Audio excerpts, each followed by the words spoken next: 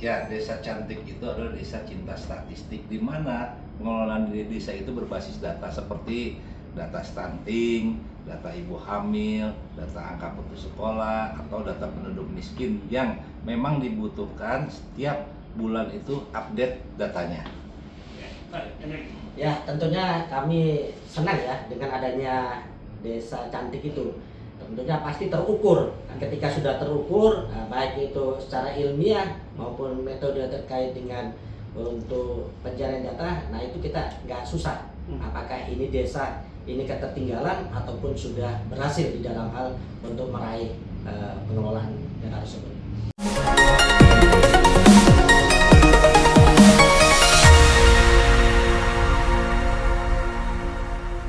Bincang tipis-tipis kembali menjumpai Anda bersama saya Erman Tale Daulay di channel Tale Trias Info. Di channel ini berbagai isu terkini yang menjadi perhatian publik dan narasumber yang kita hadirkan untuk membahas isu tersebut akan kita iris-iris menjadi tipis-tipis.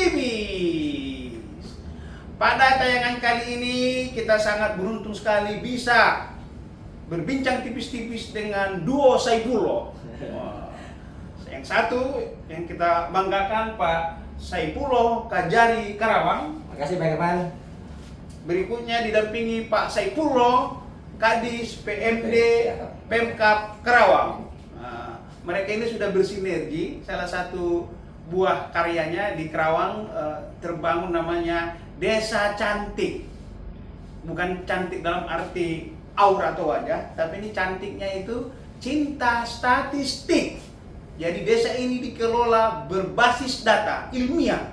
Di situ kita akan tahu berapa anak yang stunting, berapa ibu hamil, berapa pedagang, berapa pengangguran, ya kan? Berapa yang pendidikannya SLTA, semua itu akan diklik lewat data. Nah, inilah. Jadi ke depan ini tentu ini akan sejalan dengan asta-cita Presiden Pak Prabowo, terutama pada butir kedua dan ke-6. Pada butir kedua asta-cita itu Kemandirian Pangan, disusul pada butir ke-6 itu adalah membangun dari desa, membangun dari bawah, ya kan? Penyebaran ekonomi, pemerataan ekonomi dari desa-desa. Ya, kita mulai dulu soal bagaimana program jaga desa dulu sebelum kita ke desa cantik. Silakan iris tipis-tipis dulu Pak soal program jaga desa di Kabupaten Karawang ini. Ya, makasih Pak Irman kesempatan kepada kami. Kami tentunya menyampaikan ya terkait dengan program-program terkait jaga desa, di mana asta-cita poin 6 yaitu dari desa paling bawah. Ya. Nah, ini program yang cukup bagus, apalagi sudah ada instruksi Jaksa Agung juga nomor 5 tahun 2023 terkait bagaimana jaga desa yang dilakukan oleh bidang intelijen. Nah, tentunya kami Kasintel bersama jajarannya itu tentunya bekerja sama terkait program yang dilakukan, yaitu salah satunya bekerja sama dengan Dinas PMD, bekerja sama dengan pihak inspektorat, kemudian dari pihak desa yang diwakili pada saat itu oleh Pak Desi maupun Abdesi, menjadi wadah sehingga langkah-langkah ini bisa terlaksana dengan baik. Karena ketika kita sudah melaksanakan program ini secara transparan, secara terbuka di era sekarang ini, tentunya akan dapat mencapai sasaran yang sesuai kita harapkan. Apalagi Dinas PMD sudah melaksanakan dengan program tadi Desa Cantik, ya kan? Tentunya sesuai dengan tolak ukur yang berbasis dengan statistik, ya kan? Nah, ini kami mengharapkan bahwasanya seluruh desa yang ada di Karawang itu kan cukup banyak, ada 297 desa ya Pak ya. Kemudian 13 kelurahan. 13 kelurahan. Nah, tentunya ini dengan cukup luas, ada kurang lebih luas kita ini ada berapa Pak ya? Luas dari pada jumlah itu ada 1.911 kilometer persegi luas yang ada di terus kemudian dari pertanian sendiri untuk konsep pertanian ada 94.311 hektar kurang lebihnya. Nah, ini tentunya kita bisa manfaatkan dengan adanya koordinasi ketika kita sudah memberikan sosialisasi agar dia benar-benar melaksanakan anggaran itu sesuai dengan tepat anggaran maupun tepat sasaran sesuai dengan target yang sudah dialokasikan. Nah ini yang harapan kita bersama. Ketika juga ada hambatan di lapangan, kami juga mengharapkan, kami juga ada program namanya Si Jaguar. Ketika di dalam aktivitas ini ada permasalahan di desa, itu bisa melakukan melalui media atau WhatsApp, aplikasi. Ya aplikasi atau WhatsApp yang secara langsung ketika ada permasalahan di lapangan, sehingga kita bisa memberikan solusi atau jalan keluar terhadap desa-desa yang Si Jaguar ini akronim ya? Ya, Si Jaguar singkatan dari apa ya? Nggak ada. si kepanjangannya Pak. ya, jaga untuk elektronik. Oh, ini untuk elektronik. Ya. Oke. Pak Kajari, Ya. ini kan kita aja yang di lapangan gitu ya. Akademisi sendiri pun hukum kita itu kan Pak dinamis, durasinya cepat kali berubah. Pada tahun ini peraturan pengadaan seperti ini, tahun berikutnya begini. Ini dinamis Pak. Jadi kita nggak boleh merasa cepat melek hukum loh. Ini kan teman-teman di kepala desa juga kan dengan berbagai latar belakang juga. Saya selalu nggak bosan-bosan mengatakan banyak sekali antara teman-teman kita kepala desa itu karena terpilih karena ketokohan beliau, karena beliau baik, ya kan, dermawan. Tetapi pada muncul masalah pada kompetensi. Dia baik Pak, dia tokoh terpilih jadi kepala desa. Tetapi begitu pada masalah kompetensi LPJ pengelolaan, di situ butuh melek hukum, kesadaran hukum. Gimana Pak Kajari? Memperkuat itu. Justru itu kan ini ada penekanan juga oleh Pak Jaksa Agung bahwasanya di desa itu pemilihan tokoh itu punya latar belakang yang berbeda-beda. Nah, justru ketidaktahuan ini justru kita memberikan sosialisasi. Makanya kita bekerja sama dengan pihak Dinas BMD terkait ini untuk pengelolaan anggaran ini benar-benar itu bisa dapat disampaikan dengan baik. Nah, apalagi mereka mohon maaf ya, ada beberapa terkait dengan untuk pengelolaan anggaran seolah-olah ini anggaran adalah milik pribadinya. Nah, kadang-kadang begitu kan. Kadang-kadang betul ya Pak. Ini yang kita kadang-kadang ya biasa digunakan untuk beli mobil, kadang dibelikan untuk katanya Pak Bupati kemarin untuk nikah lagi. Nah, ini kan yang justru keliru di dalam pengelolaan. Ini bukan uang pribadi, ini adalah uang negara, uang desa yang harus sudah dikelola sesuai dengan rencana kerja yang sudah ditetapkan. Makanya kita selalu sosialisasi, kita selalu dampingi Pak. Maka ketika ada permasalahan di situ, nah kita langsung ambil langkah-langkah terkait dengan bagaimana kita mengantisipasi jangan hal yang demikian itu terulang lagi. Cegah dini. Nah, cegah dini. Makanya ada namanya jaksa masuk desa untuk memberikan sosialisasi pemahaman tentang hukum terkait dengan bagaimana tata kelola anggaran yang baik dan benar. Iya. Kenapa ini menarik Pak? Kalau di kampung saya namanya das solen tidak sama dengan das sei. Apabila harapan tidak sesuai dengan kenyataan. Harapan kita kan tadi desa ini bisa menjadi motor penggerak, membuat desa jadi magnet ekonomi. Tapi kan pada kenyataannya dia merasa uang itu milik pribadi. Nah, inilah yang perlu sosialisasi tadi gitu Pak. Apalagi Pak Kajari, aksi-aksi nyata yang dilakukan Kajari dalam hal membuat desa ini menjadi tata kelola yang transparan dan on the track gitu. Makanya kan kerjasama ini kan perlu Pak. Ada namanya bimbingan dalam pengelolaan APBDes, kemudian edukasi hukum dalam regulasi keuangan desa, kemudian pencegahan kriminalisasi terhadap aparatur yang berniat baik. Nah ini kan tentunya mereka dari aparat desa itu, dia sudah melakukan langkah-langkah yang terbaik. Nah tentunya kita harus membackup ketika dia sudah menjalankan tugas-tugasnya dengan baik. Nah kan sering ada beberapa sasaran dari pihak-pihak luar yang mencoba untuk mengganggu terkait dengan masa kinerja yang sudah baik dilakukan. Nah ketika dia sudah melaksanakan kerja dengan baik, tentunya kita harus mensupport, mendukung. Jadi backup dong. Ya. Yang bagus di backup, yang kurang baik dibenahi. Tapi kalau nggak bisa lagi dibenahi, baru ada. Baru kita lakukan represi. Tindakan hukum, gitu kan? Oke, sekarang kita ke Pak Saifullah. Pak LPMD, soal coba dulu Pak iris tipis-tipis dulu soal desa cantik tadi Pak. Apalagi kan kita ini kan bukan cantik-cantik gitu ya, coba. Jadi gini, sebenarnya kan kalau desa itu banyak kategorinya segala macam ya. Yang tadi banyak yang dari namanya desa digital, desa ya istilahnya desa bebas korupsi gitu, desa anti korupsi. Ya, tapi ini desa cantik ini sebenarnya menarik gitu ya. Cantik dari namanya bagus, cinta statistik. Memang di sini kita bekerja sama dengan BPS ya, karena ini kita melihat bahwa desa ini datanya ini kadang-kadang tidak update. Ya. Nah, ini bersinergi dengan program dari Pak Kajari dari Kejaksaan dengan adanya Jaga Desa itu, Pak. Ya, jadi Jaga Desa itu dari bukan tata kelola keuangan desanya saja yang kita jaga, Pak. Ya.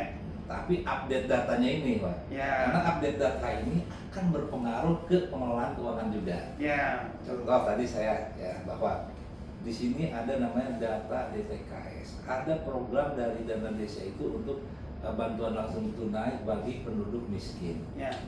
Kalau data tidak update, ya tidak sesuai dengan data statistik, bisa saja terjadi tumpang tindih. Iya, karena yang tadinya miskin tiba-tiba kaya, dapat itu apa kan. dia? Atau si A itu Yang kaya tiba-tiba kehilangan pekerjaan jadi miskin. betul, Ya, iya, jadi tidak update. Iya, Jadi iya, menarik. bisa jadi yang miskin ini double dapatnya, Pak. Oke. Dari bantuan yang mungkin dari dinas sosial dapat, dari bantuan yang dari dana desa dapat, itu kan tidak update. Maka dari sana itu kita lakukan itu, Pak. Jadi kita bekerja sama didukung dari pihak kejaksaan tersebut ya dengan BPS, dengan Kominfo-nya selaku penyedia data sistemnya itu, Pak. Kita lakukan update data hingga munculnya namanya desa cantik. Walaupun ini ya cantik, kepala desanya laki-laki tetap disebut cantik. Soal data di kependudukan desa gimana, Pak? Coba Ya, jadi gini, data kependudukannya seperti tadi kan, Pak. Kadang kita kesusahan menarik data itu, Pak. Pertama, dengan sistem kependudukan ya, dengan sistem kependudukan catatan sipil yang memang bisa langsung ke dinas kependudukan, itu data di desa itu agak susah didapat, Pak. Karena dia pergerakan data itu dinamis. Ya. Ya, dengan data cantik tersebut kan nanti ada petugas-petugas yang dari tingkat RT juga yang wajib mengupdate data tersebut, Pak. Jadi data tersebut kita harapkan minimal errornya itu tidak terlalu jauh dengan data di dinas kependudukan dan catatan sipil. Ya. Nah itu, Pak. Nah data tersebut kan bisa kita gunakan lebih tepat, Pak. Kebutuhan ketenagakerjaan bagaimana, ya, atau data yang tadi lulus sekolah bagaimana, terus data penduduk miskin, data ibu hamil, masih banyak, Pak, kaitan-kaitan data yang dengan kependudukan tersebut yang kita bisa dapatkan. Dari hasil pencermatan Bapak di lapangan, data apa saja Bapak yang Ya, terlihat? jadi memang arah pertama itu kemarin kita ke DTKS itu ya, Pak, data terpadu kesejahteraan sosial. Ya. Karena ini langsung bersinggungan dengan bantuan-bantuan, Pak. Ya. Ya, bantuan-bantuan akhirnya berbenturan dengan pengelolaan keuangan desa. Ya. Kita harus tepat, itu, Pak. Contoh kecil yang tadi saya sudah jelaskan. Diulang lagi. Ya, saya ulang lagi ya. Data tersebut tadi penduduk si A ini kalau sudah dapat bantuan dari program misalkan bantuan pangan non tunai dari pusat, dia tidak akan dapat lagi bantuan dari dana desa. Ya. Nah, itu contoh kecil, Pak. Ya. Dan masih banyak, maksudnya bantuan-bantuan supaya tepat sasaran. Jadi ada juga nanti dari sini muncul data misalkan yang yatim piatu mana sih yang Ya, itu kan lanjut. program berkelanjutan lagi nanti, Pak, Ya. seperti itu. Jadi masih banyak sih, Pak, data-data yang akan kita gunakan dengan statistik tersebut gitu. Ya. Data stunting mungkin. Data stunting iya, Pak. Apalagi sekarang kan program dari DTKS ini berubah menjadi data terpadu sensus ekonomi nasional. Ya. Termasuk data ekonominya kan. Penduduk miskin itu kan ada kategorinya kan, Pak. Ya. Yang memang dia kalau di ini dulu itu ada desil 1, 2, 3, 4 dulu, Pak. Desil 1 dulu paling miskin, Pak. Yang kalau yang kedua tuh miskin, yang ketiga tuh agak-agak miskin lah, rentan miskin gitu, Pak. Yang keempat ya normal-normal kayak gitu, Pak. Nah, itu, Pak, mungkin ya cara ini ya. Pak, sinergi ini kan harus nggak boleh terputus-putus, Pak. Ya harus Ya. berkesinambungan. Karena data kalau kita berbasis data itu kan nggak bisa parsial gitu loh. Ya, ya. Dia harus berkesinambungan. Gimana, Pak, soal sinergi yang kontinu ke depan? Ya, ya, yang terkait masalah kontinu kan kita ada namanya selalu evaluasi terkait masalah kinerja ini. Tentunya setiap bulan, setiap 2 bulan, setiap triwulan 1 itu kan mesti ada data yang berbeda. Ya. Nah, ketika kita di dalam hal ini kontinu kita melaksanakan koordinasi, tentunya kita mendapat juga data yang tepat dan benar. Nah, ketika kita di dalam hal untuk melangkah, ketika ada problem atau permasalahan yang ada di desa itu, nah itu akan bisa kita realisasikan sesuai dengan target yang kita harapkan. Nah, apalagi kan target kita bersama, sama-sama desa ini bagaimana seperti desa bisa menggunakan dana secara optimal, ya kan? Terus kemudian BUMDesnya juga aktif dan mandiri. Ya. Kemudian masyarakat desanya itu dapat merasakan manfaatnya secara langsung, Ya. ya kan, dapat memanfaatkan. Terus kemudian desa-desa Kabupaten Karawang juga menjadi kuat, mandiri dan sejahtera. Nah ini kan harapan kita semua.